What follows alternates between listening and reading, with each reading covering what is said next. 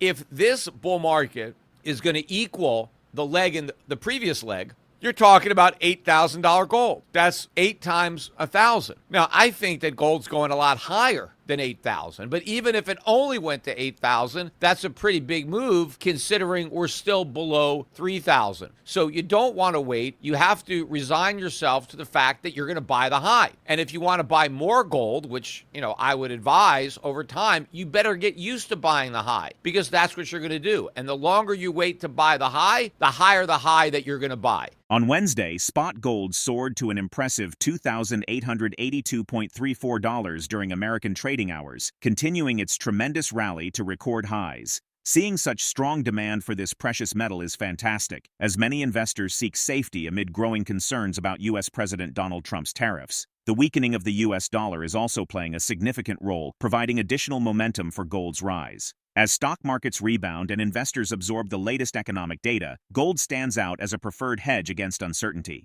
PeterSchiff, the CEO of Euro-Pacific Capital, is optimistic, suggesting that this bull market could increase gold prices. If this rally resembles the last one, we could see gold reaching $8,000 or even more, he notes. Just think about it. Even at $8,000, that would still represent a substantial gain from today's levels, which are still under $3,000. What's particularly fascinating is that gold's strength is not merely driven by safe haven demand. The weakening U.S. dollar also contributes significantly. Initially, it served as a defense against trade tensions. Still, even as those concerns fade, gold continues to thrive, indicating that this rally is likely part of a broader, enduring uptrend. While a few analysts suggest that gold may be slightly overextended in the short term, any potential pullbacks are expected to be minor, with solid support around the $2,800 mark. Investors may seize opportunities to take profits temporarily, yet the overarching trend looks positive. Schiff shares valuable advice for investors. Waiting for lower prices might not be the best strategy. Investors should be aware that they might find themselves buying at higher prices as gold continues to climb, he pointed out. The longer they wait, the more they might have to pay. Make sure to tune in for our expert analysis. Don't miss out on future content. Hit the subscribe button and turn on notifications to stay in the loop. Your support is greatly appreciated. Normally, people are greedy in bull markets.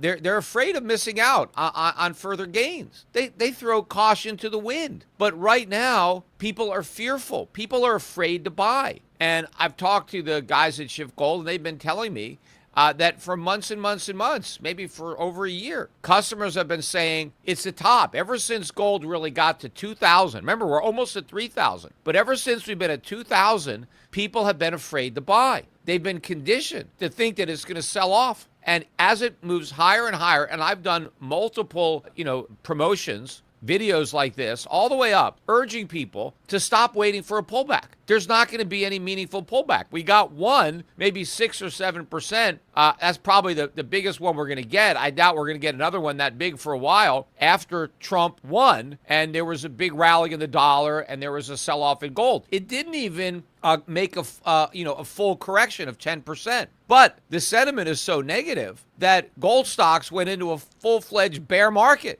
They went down 25, 30%. That's how afraid people were. They dumped their gold stocks. And even though gold's at a record high in a big bull market, gold stocks are still in a bear market. That's also unheard of. You have such negative sentiment. Normally, gold stocks lead the metal because people who are optimistic on gold really want to load up on gold stocks because they're leveraged to the price of gold. Gold stocks have been moving up, but gold has been dragging gold stocks higher. They haven't been leading the way. They've been lagging far behind. Again, this is very atypical of a bull market. In fact, where gold stocks close today, they still need to rise more than 10% from here just to get back to where they were in October last year. Gold is over 2% higher than its peak in October of last year. So that's how much ground those stocks have to make up. But the point is that gold stock investors are pessimistic. They're not greedy. They're worried. You need to stop worrying and start buying.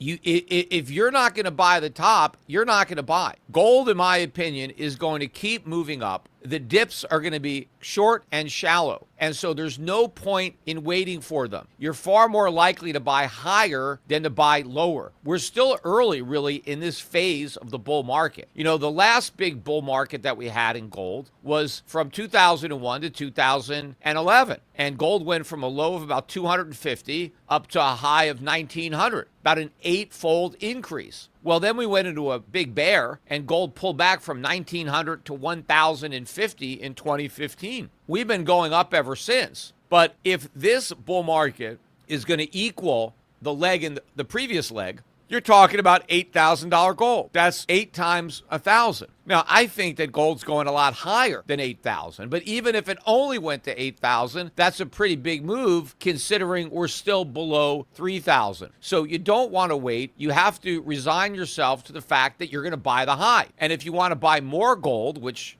I would advise over time, you better get used to buying the high because that's what you're going to do. And the longer you wait to buy the higher the high that you're going to buy. Silver shows resilience, gradually pushing higher despite facing key resistance levels. According to PeterSchiff, $30 silver is equivalent to $2,000 gold, a critical support level that now appears to be firmly in the past. While gold has surged toward $3,000, silver remains far from its historic highs of $50, last seen in 1980 and 2011. In early trading on Tuesday, silver briefly dipped before rebounding, indicating strong underlying demand. However, it faces significant resistance around the $32.35 level, which may not be easily breached. Industrial demand plays a crucial role in silver's price movement, making it more susceptible to economic fluctuations than gold. This distinction has contributed to silver's lagging performance relative to gold. Despite these short-term hurdles, the long-term outlook for silver remains bullish. Buying on dips could present valuable opportunities for both short-term traders and long-term investors.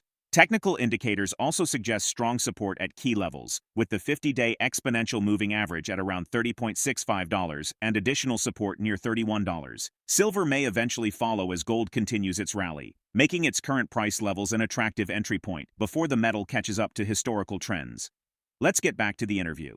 Now, silver was up big today, too, but it's only $32 and change. In fact, it closed at $32.12. As I've been saying, 30 is the floor. $30 silver is like $2,000 gold. I've been saying that, for the past year. Now, gold is almost $3,000, so $2,000 is in the distant rearview mirror.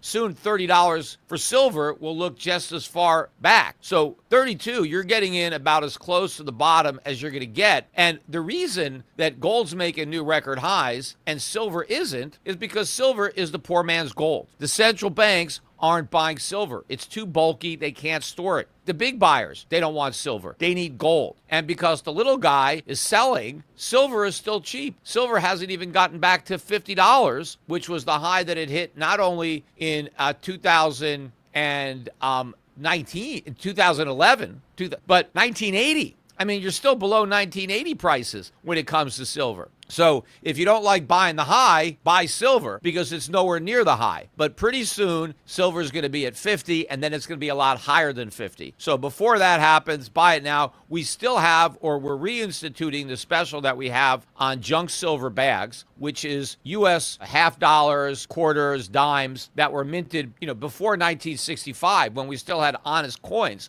and there was silver in there. But again, the premiums on these bags are very low because the demand is not there. The public is still selling, so you can get a great buy, not only because silver is still cheap, but the premiums are cheap. So you can go to Schiff Gold and get some silver, get these silver bags. They're great for barter if it ever comes down to that. We get price controls, we get a black market. You may need silver dimes and silver quarters to buy food. So in any event, go to the website, schiffgold.com, or call up the guys there. Our toll-free number is 888-GOLD-160 to buy both gold and silver. If you're among the PeterSchiff fans who are also into crypto, Bitcoin, this is a great time to sell some Bitcoin, if not all your Bitcoin, and certainly any other crypto crap that you might be holding on to, and buy some gold. While the public has been selling their gold, they've been buying Bitcoin. And one of the reasons a lot of Bitcoin was bought